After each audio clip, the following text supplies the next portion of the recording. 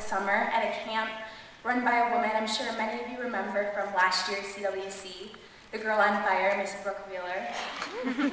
Shantara is kind, open, and most of all, inspiring.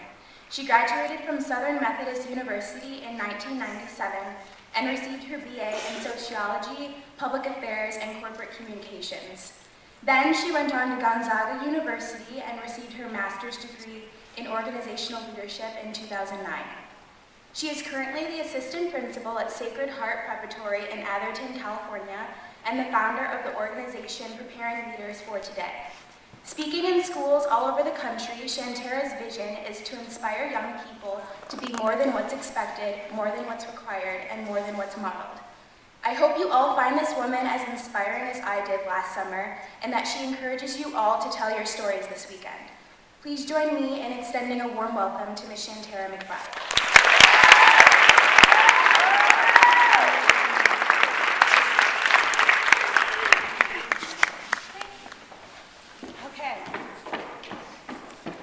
Hello. Hi. How are you? Okay, let me get a couple of things out of the way. You are far, and I'm pretty sure that sometime during this conversation I will end up being down there because you're far. So I am so honored to be here. You have no idea. I am really happy to see you. I'm also very nervous. I am really, really scared. Scared is the wrong word. I have such a desire and hope that what I say will be helpful, that you will enjoy it, that you won't feel like it's a waste of time, that I have this thing in my stomach. It's not gas, but it's the, that butterfly feeling that you get when you have, so I mean, I do this for a living and I still get that butterfly feeling. So yeah, I'm telling myself, as Gabby did, that's why I'm doing myself like this. Okay. Anyway, so even though we're a large crowd, and I did this at the lunch, it's very important to me that as young women, you get the opportunity to make this what you need it to be. Okay? So I would like to ask for a couple of people, and you can yell at me, not just to be mean, but I'm going to ask you a question and you can yell it back. But I would love for you to give me a couple of guidelines for how you want this to go. I know that you've had speakers before. I know that my friend Brooklyn spoke last year. So I know that you have high expectations. And so I don't take that lightly. So I would love for a few of you to just give me guidelines on how you want this time to go. Give me rules that you want me to follow. Be exciting. Okay.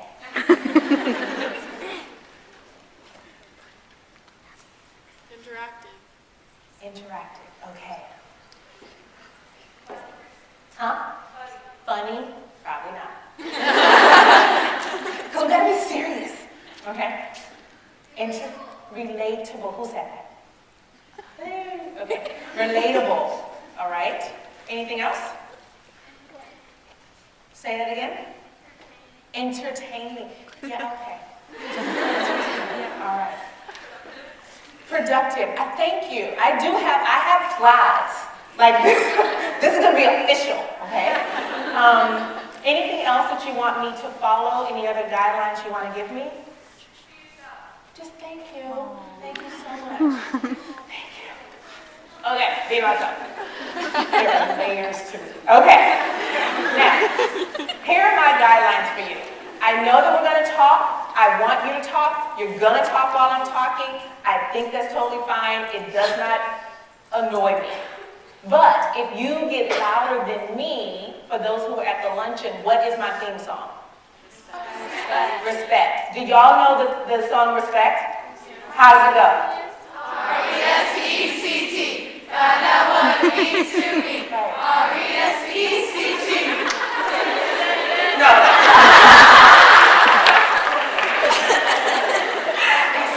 Okay, so this is how my theme song works. I want you to talk. I want this to be interactive. I really don't like to give lectures, but if your conversation gets louder than me, I will simply say I hear my theme song. You will know that you are getting on my nerves. You will stop talking. All right? The next guideline is, I live in California, where it is much, much warmer today. I don't know what is going on out there. This is crazy. And I am also an assistant principal, and I actually love my job. So this is so sweet. I've gotten emails from my students, because students hang out in my office, like this is, so I've gotten emails. They are upset that I'm with y'all today, just to let you know. But I say that because I love what I do. So I have to share with them. Y'all have to share me because I love what I do. But because I love what I do, you all cannot bore me.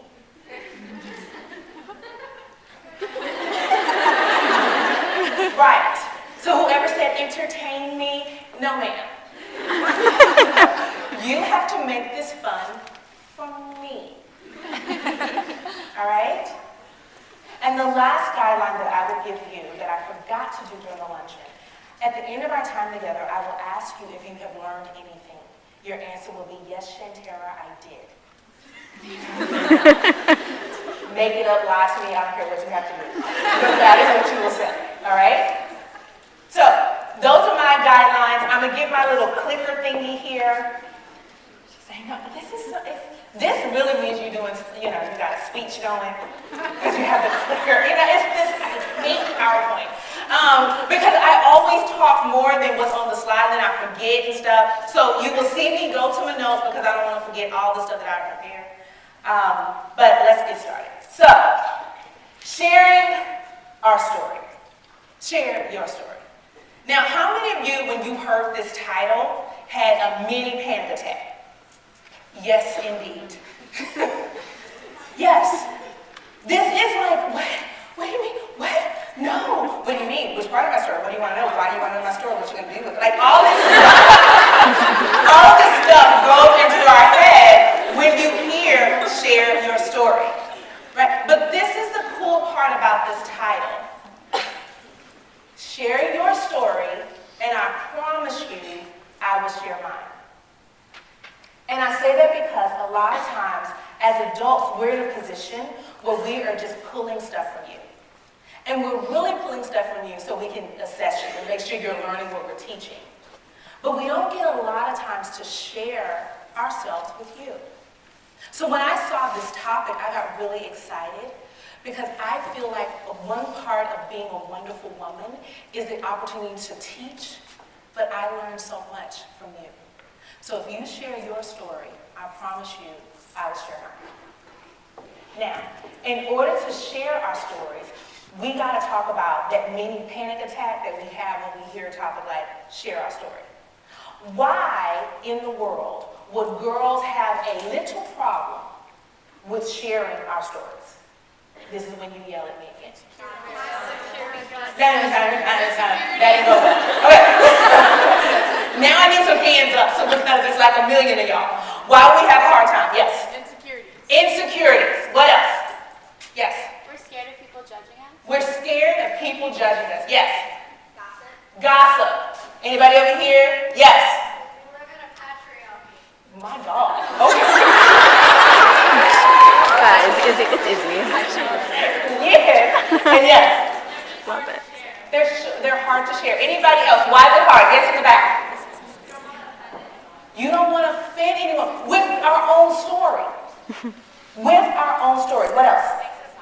It makes us vulnerable. And yes? We do. Seriously. There's some stuff that we are trained to forget. Like, that was bad. I don't want to go there again. And one more. Yes?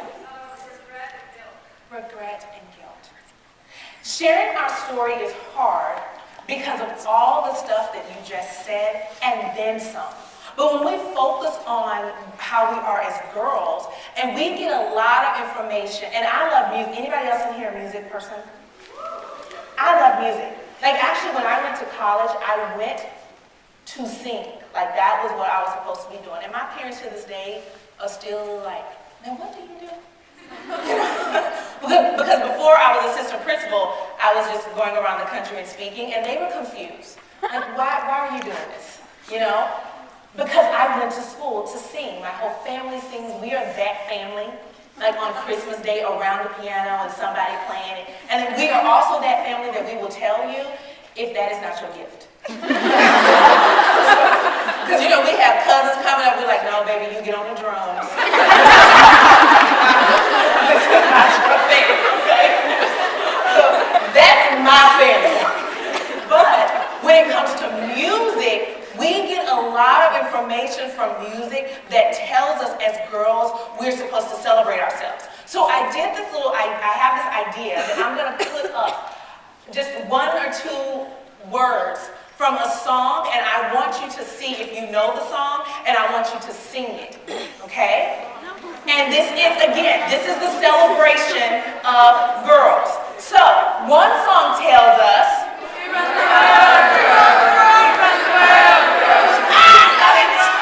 and you gotta do that, okay. And then,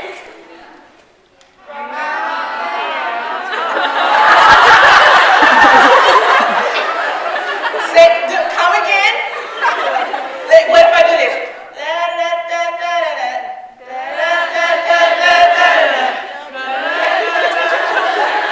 You're gonna hear me roar. Okay, good. All right. Now this one is a little hard. This one is a little tough. Okay.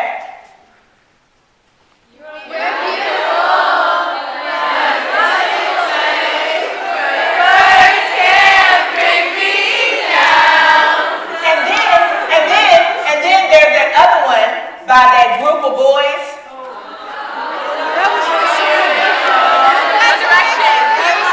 That's what's meant to be. Okay, good. All right. And then this one, I don't know, you may not get this one either. This girl is on fire. Okay, good. All right. So, very good job. Okay, I'm impressed. So I put that up because we have all these songs that celebrate us and tell us that we're beautiful, that we run the world, and then we are in a patriarchal society, so we actually don't. And then, but it worked. Beyonce was real cute in that video, so it makes you believe that we do run the world. And then we roar. Katy Perry, love her. And when I play that in my car, especially after a long day working with folks like you, and I get in it, I turn it loud. How many of you like loud music? I loud, yes, roaring all in the car. We're beautiful. Now see, I like the first one that y'all did, so I was like, yeah, I like that. But then when I saw that group of them 5 boys, I thought, okay, they're cute, they're okay. And I love how they're making us celebrate ourselves. And then you believe it. Yeah. Because you're like, well, he said it. Just like I am. But then the On Fire, another one I play loud in the car. And we hear this stuff, we get out the car, we get out our space, we're hugging each other, we're yelling, we're screaming, and we're all excited to be together. And then we have those moments that we remember the gossip, we remember the drama, we remember the story. We remember how we felt when we were around other girls and we don't want to talk. We don't want to share. Because we can celebrate 1 minute and then in the next few minutes, and it doesn't take us long. It doesn't take girls long to get on each other's nerves, to change our minds about how we feel about each other, and definitely it doesn't take us long to share that information with other girls. So the idea of sharing our story, no indeed. Because why? Why would I take the time to share something so intimate, so personal, whether I know the people or not? What benefit is that for me to share my story with other people? When I think about us and how we're designed, and I know that we're all different, I love it, but there is something uniquely the same about girls. And that sameness is relationship. We feed off of relationship. We hunger for relationship. And I don't mean the romantic kind. I mean the kind where you are sitting with somebody and you all can complete each other's sentences. Where you can have that eye conversation with your friend, where you don't have to speak a word of it. And then your friend is like, right? And that's a gift that I think only girls have. I have yet to see boys be able to do that whole thing, you know. I watch them and they can't do it. There is something about girls that make us really want to trust one another. It makes it, there's something within us that makes us want to be around each other. There's something in us that makes us want to get approval from one another. So we're connected and we want to be connected. So the idea of sharing your story is because you actually want people to know you. And not only do you want people to know you, you want to get to know each other. Now, when I tell people who don't quite understand how awesome it is to work with teenagers, they always act like I am doing this unbelievable service, like I am feeding, starving children somewhere. Because I'm like, oh, I work with kids. Oh my God.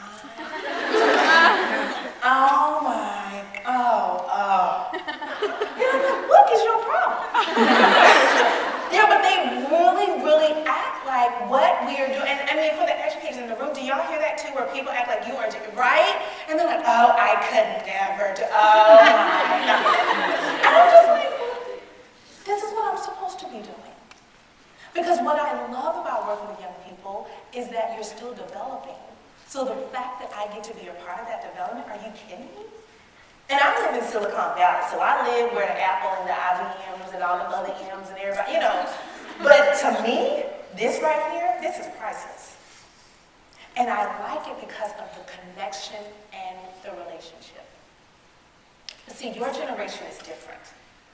You all, the way that you keep your relationships going and the way that you communicate is totally different than the way my generation communicated. So I was telling the group at lunch, in June, I will be 40 years old. And I am hyped than a mug. Yes, I know.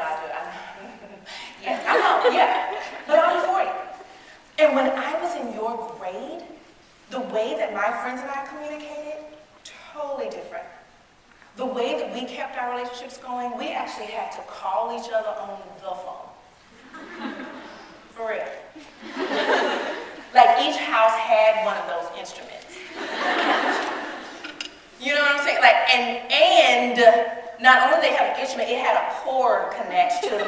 So you could only go so far before you got snatched back. And we used the phone.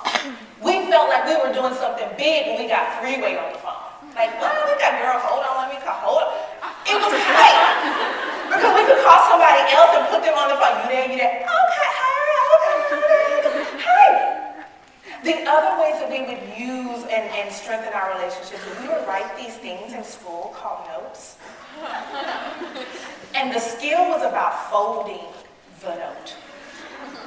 Raise your hand if you're in here if you ever folded a note. And I mean the good kind of, okay, good. Y'all not too disconnected. Because you really haven't lived until you folded a note so small that it could fit like under your bra strap. Like that means you're really doing something, right? But now your relationships are formed and strengthened in different kind of ways.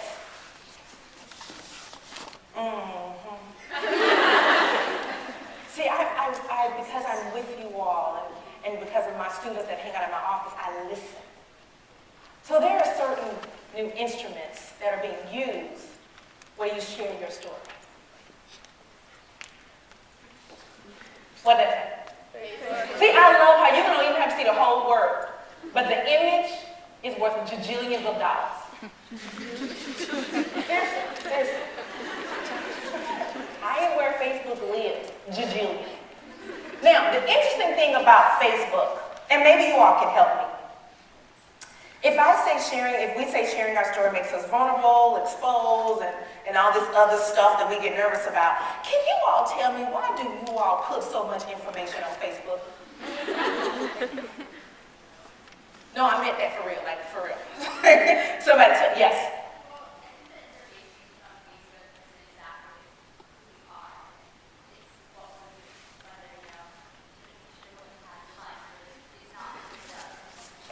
So it's not substance information that you are putting on Facebook. Okay, anybody else? Why do we put so much, yes? People sometimes only put the good stuff on Facebook so that everybody thinks they have a perfect life. Absolutely. Yes. It's a less personal format than face-to-face. It's a less personal format than face-to-face, yes? We like to pretend that people care. We get mad when people don't like our status updates. Like, they did not see that I was watching Scandal. I just put up that I'm watching Scandal. But they did not see that I just arrived at the movies, and all during the movies I'm going to work. Did they check? Did nobody like my stuff? What else? Facebook, yes. It lets us create a facade that the rest of the world looks at, and so we create our own personality or our own new image based off of what we end up doing. Absolutely. We get to create whatever we want on Facebook. And one more. Attention and likes. Yes. We live for the like. We live for the like. Facebook is a place where I have seen young people who say that my students, who will not share information, they don't want to talk in class, the teachers are like, they will not share in class, and then you go to Facebook and you see their entire journal on Facebook. To me, it's like social media therapy. You mean no one called me today. And so then you have people, I love you, oh my God, I lost your number, oh please, I just texted you. And you get all these comments from somebody saying, no one loves me, no one called me today. And then all of a sudden, because you keep going back and looking for the like, you're looking for the comments, I do love you, oh my God, we're still BFFs, oh my God, I can't believe, oh my God, I can't believe you feel this way, oh my God, call me, oh my God, come over, oh my God. It is social media therapy. It is like, what can I put up that will make people pay attention? Because I'm really private and shy, and I really don't want to share. But what can I put up so that people can pay attention, like my status, and then send me a message on my status, so that I am now getting all of this attention? You see what I'm saying, right? Facebook. Oh, Instagram straight flicks. This Instagram is the space, well, let me not assume. So Instagram is another way in which our relationships and how we're sharing our story. Why do you use Instagram? Live for the like again? We're living for the like. Anything else? What? Yeah? Self-esteem booster. I love it, the selfies on Instagram.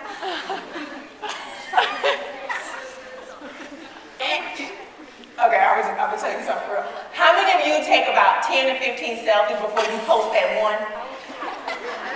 Right? And then you say something like no filter. Like this is just your first shot. And if you look through all your pictures, you have 17 pictures of the same time. And then you don't want to look like you were trying too hard, and you don't want to look like you put on lip gloss right before the picture because it's supposed to be no filter and just flawless. I look like this, but really you didn't.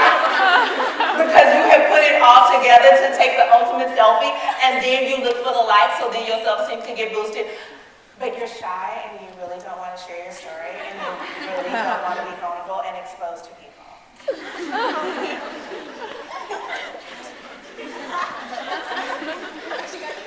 I really don't want to share. And oh, the duck lip. Can we stop the duck lips? Can we just do a public service announcement? Can we stop the duck lip? Honestly, I wish I knew. You're way cuter when you just smile. Way cuter. That duck lip thing ended today. Okay.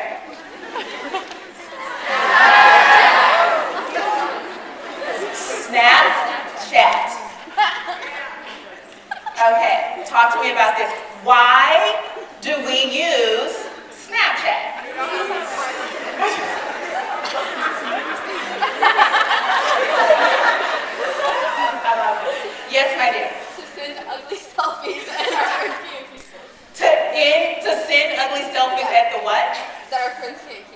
our friends can't keep.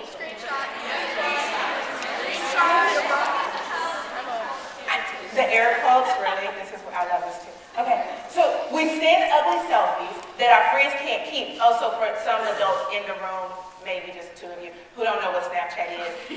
Isn't it just that thing where you can make a video or send a picture of something and then it disappears after a certain time? Yeah, you can screenshot it. And that's what people do. So you send the Snapchat thing, and you're like, great, it's gonna disappear. But what my students do is they take a screenshot of the picture, so it is for life. Yes? But you can tell when they like take So? Snapchat. You can tell, but then what? Well, we're gonna track them down and you can tell, but it's still done. It's still done. And what I like about Snapchat, because this is what I was thinking about this. So Snapchat is the way that we can send an ugly selfie of ourselves to our friends, and then we say things like, oh my God, isn't this horrible? Oh my God, I look so gross. Or oh my God, I can't believe this picture. Or oh my God, I'm so fat, or whatever the stuff that we say to our friends that we're really just saying so they can tell us that we're not. And then it's supposed to disappear. So it's like for a split second, we are fooling ourselves, telling ourselves that we're being vulnerable and exposed. But we use technology that is supposed to make it disappear. So I'm gonna expose myself. This is my not cute picture, this is my not cute selfie. But I know it's gonna disappear. But then when that girl, your friend, sends you that picture, you snap a picture of it so you can keep it. Y'all see how this works? So it's like, at 1 minute, I'm telling myself I want to be vulnerable and real and exposed, so I'm going to use Snapchat because I know it's going to disappear. But when I receive a picture of my friend and it's not her best look, I take a picture of it. So I can use it against her later. And then I put it up on Instagram for her birthday pic. Happy birthday to my girl. And you're like, what? I hate that.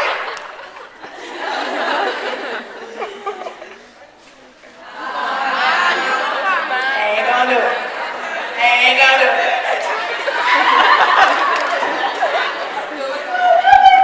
That little girl gave me life. Oh my goodness. Okay. Vine. How do we use Vine? Yes. To see who can be the most creative in 6 seconds.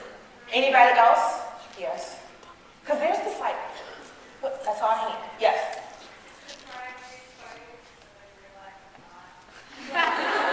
Because the Vine limits your funniness. So if you can't deliver, you know, and this is what I like about the Vine. You know, there are people who are famous. Oh, yeah. Have y'all got that tour here yet with the guys, Justin and that other dude that's going around the country, and they're like famous because of the Vine. They don't have jobs. Their job is to go on, to make videos on the Vine. And like my students are fawning over them. Oh my God, like screaming. Y'all dudes, those are regular dudes. That's like 2 of your students here getting on Vine and becoming famous. And you're like, no. But that's the same thing. What I've also seen with the Vine, especially when people say, oh, it's my opportunity to be funny. It's my opportunity to be funny. And then again, we live for the like. Or we see how many people forwarded it, how many people passed. Oh, did you see my Vine? Did you see my Vine? Did you? But at the same time, we don't want to be vulnerable. We don't want to be exposed. People may gossip. But do you see how we use our technology? And how we don't want to be exposed. We don't want to be vulnerable. We don't want to share our story. People may judge. People may gossip. But every single tool creates a culture where that's what we do. So you see how that contradicts each other? I get not wanting to be, not wanting people to judge. I trust and believe. I get it. But it doesn't match if we then use technology where we are sharing ourselves and we are living for the like, and we do want people to like our status. We do want people to like our picture. But we can't say that we don't want to be vulnerable and exposed. So I'm looking for a generation of people that will say, yes, I want to be exposed. Yes, I want people to like my pic. Yes, I took 15 selfies, and this is the one that made a cut. Or you put up all 15 selfies. But this idea, and I have to credit Beyonce, I woke up like this? No. Now she probably did, because, flawless, right? But for most of us humans, we put in work.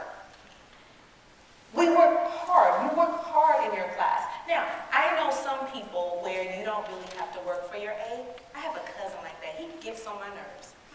He is like, he would miss class, he wouldn't come to school, he would be absent, and then he would take a test and would say things to the teacher. Yeah, that's the key right there. Because he would ace it. And he would tell our teacher, yeah, that's the key, that's right there. They're like, how do you? I worked for every good C+ that I received. I mean, I worked hard.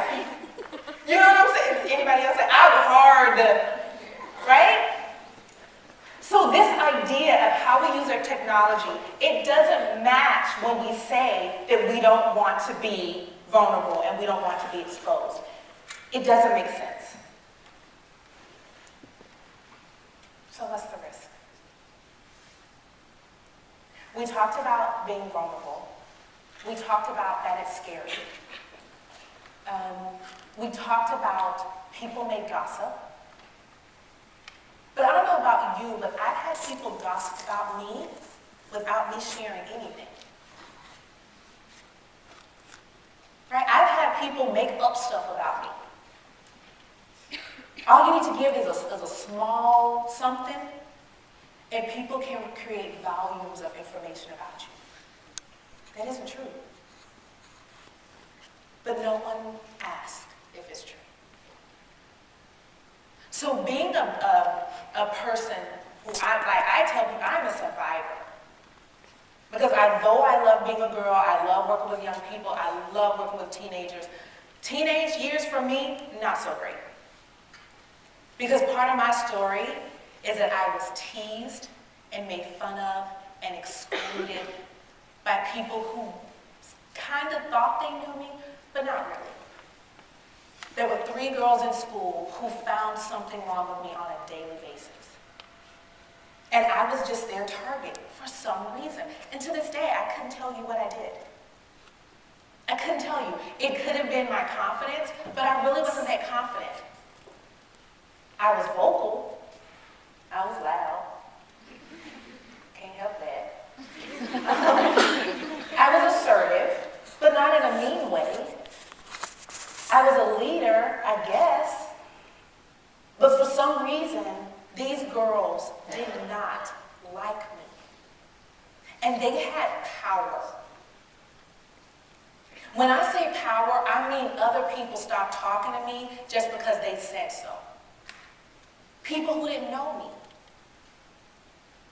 So when I tell my story, especially stories from high school, they weren't great. When I think about standing on stage, and I remember singing a song before my senior class, and I really had this fashion show kind of thing. It was kind of dumb. But anyway, we had this fashion show kind of thing. And so I was to sing the closing song. And in near the end of the song, my voice did this noise that was so bad. I'm so serious. I will never forget that. I'm in the middle, and you know how you hold in one of those notes? And I was holding a note, and then my voice said, seriously. And I heard the from the audience.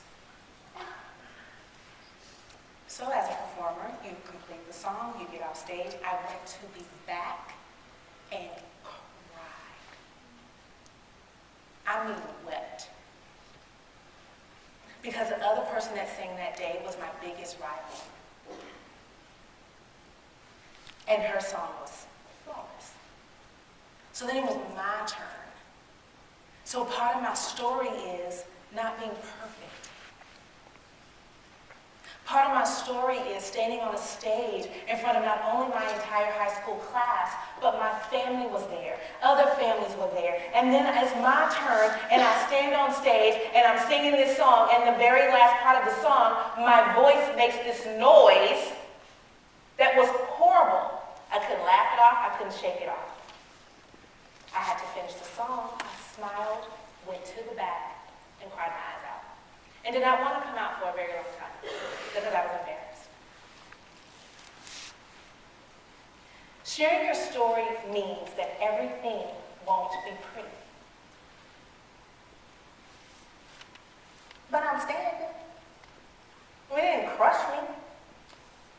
It didn't make me vow, I'll never sing again. You know, and I am a little dramatic. I'm surprised that did not come out of my mouth. I'm tired. I can't do it, you know. Because that's just how I was, am still right now, yeah. I don't want to take it lightly, the risk that I'm asking you. I know how girls can be. I know that we judge. But as I was thinking about this, I thought about how I judge others.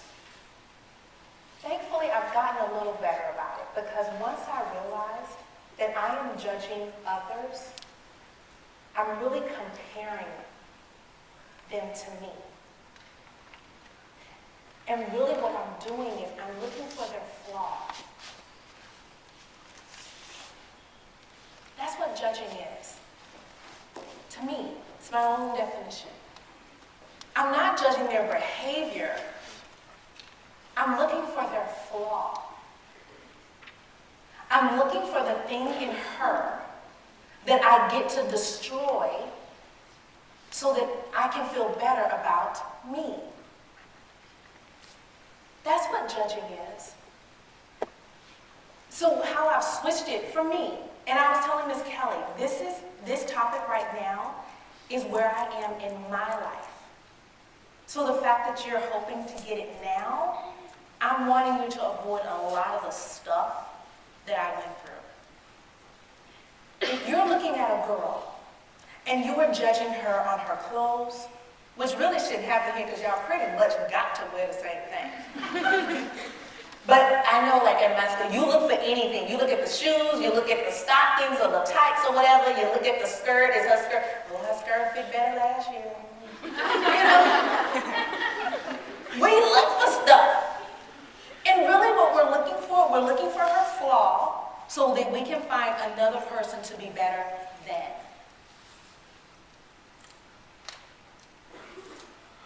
And if we started celebrating, girls, I mean for real celebrating, like not that fake celebrating, because we are good at giving fake compliments. I mean girls, not y'all, because I'm sure y'all can do that. But other girls, well, we give the fake, oh, you look so cute, and then to our friends. But if we really celebrate, like what you did was awesome. What you said, and I saw it earlier today, what you said in class, that was really great. You a bad chick. I'm so proud of you. Keep doing your thing. Like if we go that route, if we seriously go that route, instead of the, where's her flaw? Man, y'all have no idea. Beyonce's song would really ring true. So, what I learned is that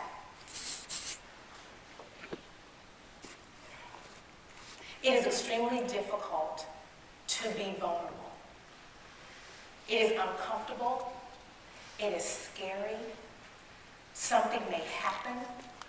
And I thought about that. I was like, what will happen? What will happen? What will happen? I don't quite know. Because that's the truth. When we decide to be vulnerable, I was reading this book by Brene Brown. And if you have, I think you will see her later, some video, something. This quote right here stopped me in my tracks. Can y'all read that together for me? Vulnerability is the last thing I want you to see in me, but the first thing I look for in you. Does that get you like it got me? 'Cause that stopped me. It is the last thing I want you to see in me, but it's the first thing I look for. I look for your truth. I look for your flaw. When the students are hanging out in my office and I want them to share with me, I want to be that adult that they can trust. I want to help them get to the next step. I want to help them want to go to English class. Like whatever I want to be, then I want them to tell me, honey, what's wrong, what's going on, how was your weekend? I really want to know, like that kind of stuff. I want them to share. It's the last thing I want you to see in me.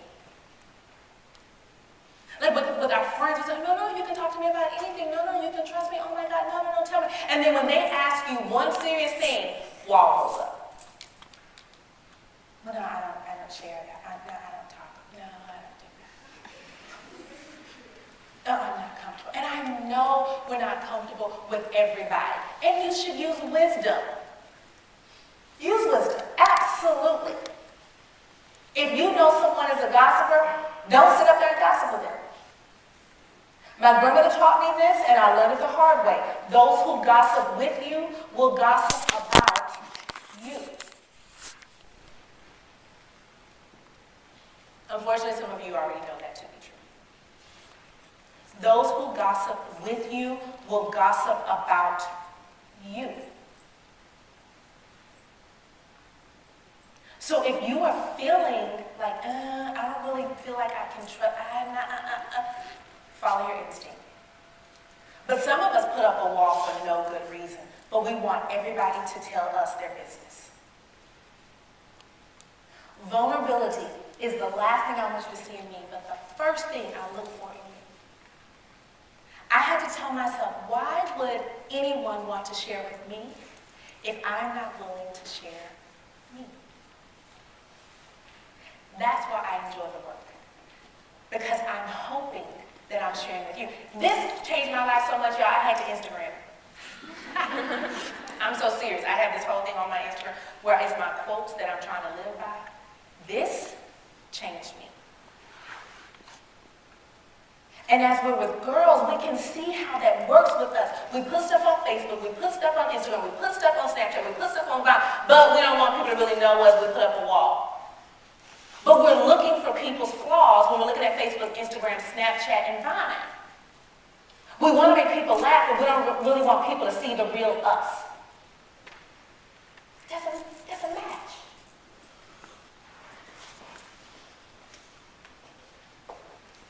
To tell your story takes courage.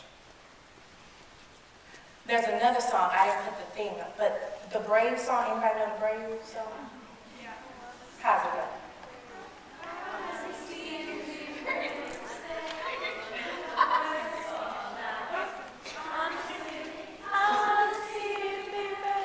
Very good.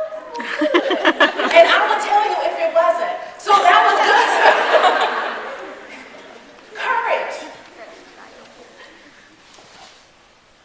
This is true. An act of courage is storytelling. Being brave enough to tell people your truth is so, it's not just brave. It doesn't just take, it takes trust. Because what can happen with that story, and let me ask, what can happen if you tell people your story? I heard gossip. Say that again. People may not like you. Okay, what else? Judgment. The judgment, Rejection. rejection, They can use it against you. defense, and what else? They can use it against They can use it against you. You may offend someone. What will happen if your story can help somebody? Inspiration.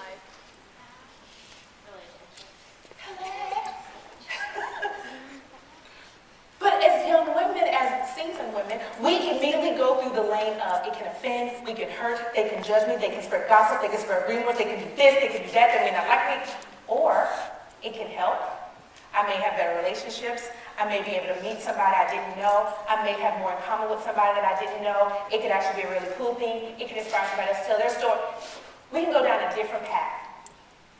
Someone asked me earlier after the luncheon, she's like, do you have a book? Are you writing a book? And it took my breath away because this whole storytelling thing, I have been avoiding telling my story for those reasons that we said earlier. I don't want to offend. What if they don't like it? What if they judge? What if it's not good enough? What if people don't like it? What if all these other negative things? Vulnerability is the last thing I want you to see in me, but the first thing I look for in somebody else. So I gotta stop being fake. Because what if it helps? What if it's inspiring? What if it can build relationships? What if somebody else has a familiar thing? What if somebody else needs encouragement? So for me, the real bravery comes when you listen and when you respect the person telling the story. To me, that's a bigger act of courage. Now, I'm no renowned psychologist like Dr. Brown, and I respect her work. I really, really do. And she's from Texas, so she gets extra cool points from me. Where am I Texan? There you go, see? Yeah. Oh my God, okay, so. But a greater act of courage is an act of listening to the story and respecting the storyteller for their courage. That's where you stop the gossip. Because if someone is brave enough to share their story, you need to show equal courage in respecting their story. That doesn't mean you go and this thing that girls do, we like, okay, I'm not gonna say who said it. And then you describe the girl to the T and her entire story that she shared with you in confidence, but I didn't say her name. Really? Let's stop being sneaky. Because that's what it is. And then we say to each other, I promise I won't tell. And then when we telling somebody, we say, okay, you can't tell. Because it's not my story to tell, but I'm going to tell you. Let's stop. When you get an opportunity later on to listen, and when you hold their story with respect, you will feel stronger because you have heard. When you get a chance to tell your story, like I did when I first stood up here, you may have butterflies.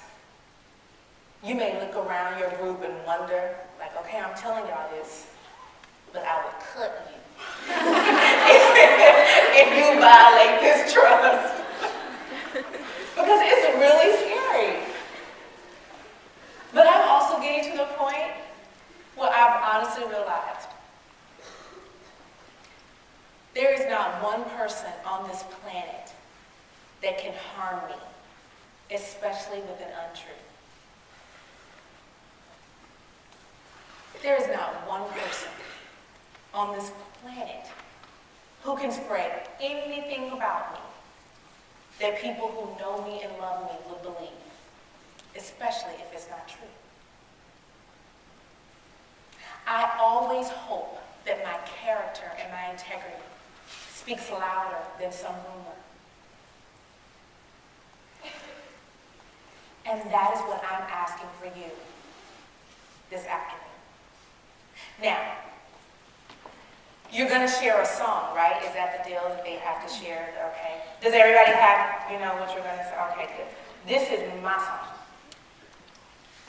I told you I'm a music person, but one of the artists who I really, really respect and admire is India Ari. Now, I like Miss India because years ago she did this song, I Am Not My Hair. And have y'all ever heard that song before? 3 people in the room, okay, good. Now, I like that song because I had dreadlocks and I was going through this thing where I'm from the South, and so my grandmother really didn't like my dreadlocks because she thought I was going through something, because what woman would want to voluntarily lock their hair up? And it didn't make sense to her. And my grandmother is also extremely religious, Pentecostal. So when I tell you she pulled out some blessed oil to put on my forehead because she thought, I'm not kidding, she thought that I was possessed with something. So serious. It crushed her that I was locking up my head. And so I decided, okay, well, I'll shave my hair off. Lord have mercy, you could have. But that song meant so much because I just kept thinking, I know our society tells us as women that our hair is it's our crown and glory and it's supposed to be this, and we have, if you go to any store, there are like 15 rolls of beauty hair product. And depending on where you live, for black girls, there's like a corner of you don't have that many options. But anyway, in the majority of cities and towns, there's like, hair is such a big deal. So that's when I first learned about India Arie. And over the years, her songs have gotten to this place where she is speaking to me. So this past year, her new album came out, and this song is on there. Just Do You. Now let me tell you something. I am a recovering people pleaser. That's also part of my story. I'm a recovering people pleaser. I used to go to school and I would have this thought, hey, am I dressed right? Am I saying the right thing? Did I make the right people laugh? Did I do the right thing? I mean, going places, making it. I would not be the first one to give an opinion because I wanted to make sure that my opinion could match the other people's opinion. So I was like, well, whatever. I remember going to a birthday party and we were ordering pizza. Now, I don't like mushrooms on my pizza. We ordered all pizzas with mushrooms. I'm sitting there and I didn't say anything because, well, I didn't want us to have to order a pizza that no one else liked because I don't like mushrooms. So I just felt like, well, let me just be quiet because I can just pick them off. No, I don't like mushrooms. And I could have just said that. But because I'm a recovering people pleaser, I didn't want to rock the boat and I didn't want to say something that other people may get offended about. Mushrooms, really? Mushrooms. So when I say I'm a recovering people pleaser, this is me being totally transparent. Mushrooms. And mushrooms seem real small, but then each thing gets bigger. So with Just Do You, this is my jam because I heard a voice that told me I'm essential. Seriously? Play again. Because that line right there, I am essential. How all my fears are limiting my potential. I am so exhausted of being afraid to do stuff. So 2 years ago, I jumped out of an airplane. Yes, indeed. Woke up the morning of my birthday, went to a spot 2 hours from my house, and jumped out of an airplane. Because why not? Why not? Now, I will not lie to you and tell you that it was the best experience of my life. I was scared to death. For real. You know how in the video you're supposed to smile and have that great picture? Not this girl. My picture, I'm like, oh my God, Jesus, please don't kill me. Like, I just had this idea that I was going to die, and then someone would have to call my mother and tell her that I died skydiving, and then she would kill me.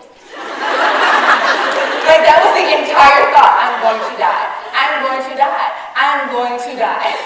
And the guy that I was attached to, because of course I did a tandem jump, so I was attached to him, and he kept saying, he's like, are you okay? Are you okay? And I said, no, I'm not okay. I'm not okay. And he said, no, are you okay? And I said, no, no. He said, well, just scream. And I was like, what? He said, just scream. I said, and I did. I said, and that's all I needed to do. I needed to just scream. And then it was the best experience of my life. I jumped out of a plane. My fears, I'm sick of my fears limiting my potential. Said it's time to step into the light and use every bit of power I have inside. Flawless. With my flaws. That's flawless. When you are vulnerable, you have courage, you have stuff you're working on, you're flawless. So that's all I have. But can we play a little bit of my song? So you can hear it? Yes. Y'all mind? Yeah. Okay. Will you play just a little bit? I don't have my glasses.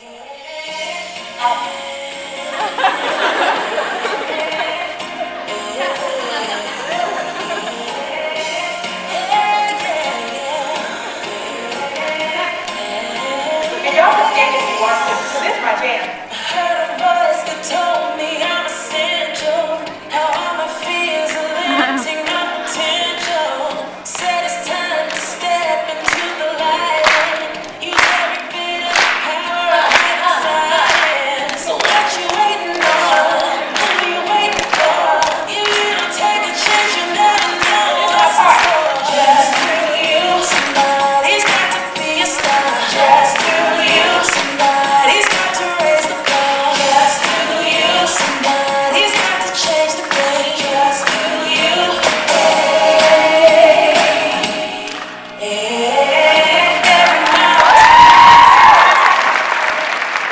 All right, I have one question. Did you learn anything today? Thank you. She's like, yes, Miss Sherry. All right. I went over and I am so sorry. I don't even see her. Where is she? Hi. I'm sorry.